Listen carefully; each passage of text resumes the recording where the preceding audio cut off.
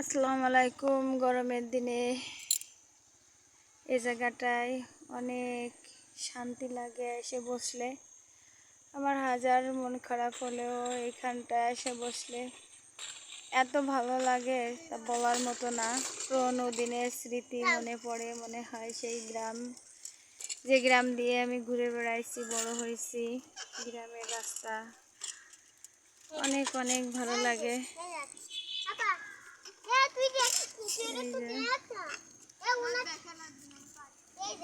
এত সুন্দর একটা জায়গা, আমার অনেক ভালো লাগে জায়গাটা আসলে। চারিপাশে সবুজ ধানে ভরা, তার পাশে রাস্তা, মেন রাস্তা, এবং সাইড দিয়ে ভিতর দিয়ে রাস্তা চলে গেছে।